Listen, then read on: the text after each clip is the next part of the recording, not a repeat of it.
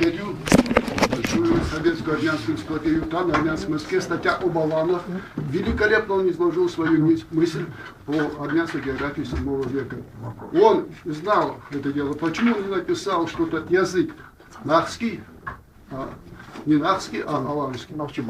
Ну, он же не располагал всей информации, которую мы собрали. Это только нам сегодня, сейчас стало известно, то, что это топонимик.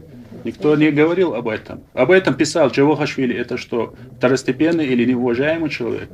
Это что опровергает то, что самоназвание современных шароевцев, шарматовцев. А у осетин есть хоть один этноним? Они называют себя аланами? Или сарматами? Или хоть одно племя? Или соседи их называют? Ну, это у нас это лингвисты должны быть. Я вам вопрос задаю. Вот я отвечаю. Соответственно, он не владел информацией. То, что там когда-то что-то ограниченными, как сказать, источниками, не владея всей полнотой информации, то, что когда-то что-то было сказано, это не доказывает то, что это правда.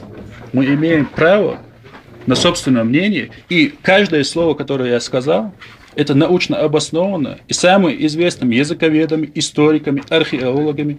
Все ссылки тут есть. Переходим к языковедам. Переходим к вопросу второму. Вам, скорее всего, известно двухтомное капитальное исследование Гамкрилидзе Иванова. Индоевропейский язык и индоевропейцы.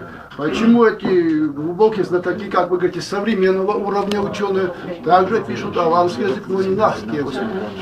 Ну правильно, тогда существовал аланский народ, но так как это окончательно нерешенный вопрос, никто не может говорить. Мы, нахские, как сказать, владея нахскими языками, зная основу, зная этнонимику всего этого, мы говорим о том, что именно грузинские ученые говорят об этом. Не я же, собственно, грузинские ученые. Мы это подкрепили, то, что это реально, и то, что мат, он считал, что это язык чеченский. А мы установили топономику, мат, страна, территория. До сих пор эта топономика используется, этот этноним используется. Эти этнонимы, упоминая среди сарматского народа, присутствуют. Спасибо. Еще вопросы будут? Вопрос, да? Не комментарий, не да.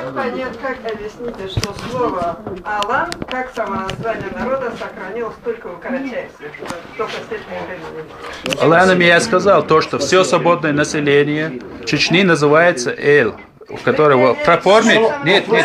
Это форма до сих пор. Например, форма стакан, например, чеченская. В современном он отпадает в конце. Стакан, стак по-чеченски. В современном алан дал «эл». Сказать, говорит, этот корень остался, я говорю. Женщина имеет в виду, как вы понимаете, вопрос задан, в смысле. Ну, так сказать. Друг обращается алан, да? Да. Эль, они говорят, свободное население, да? Эль мы говорим просто село. Если так понимать, да. Ну, у нас тоже есть. Конкретно же имеется в виду, мы друг к другу обращаемся на сегодняшний день. Алан. Да. Она это имеет в виду. Как вы это объясняете?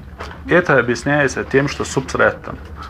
Именно тем, что балкарцы, карачаевцы, как известно, это тюркоязычные народы.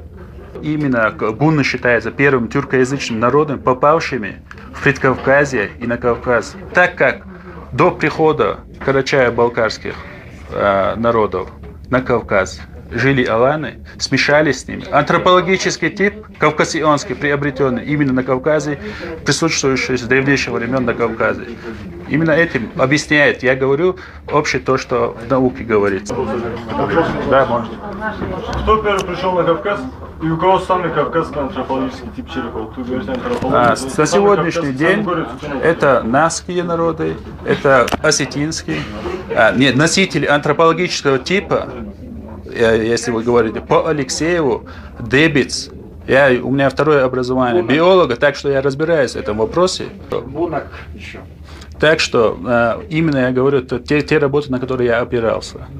Это карачаевцы, балкарцы, безусловно. Часть грузин так.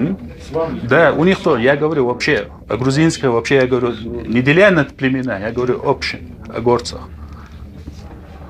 Вот именно этим объясняю. Все на этом. Мнения ясны. Большое вам спасибо. Давайте поблагодарим еще раз.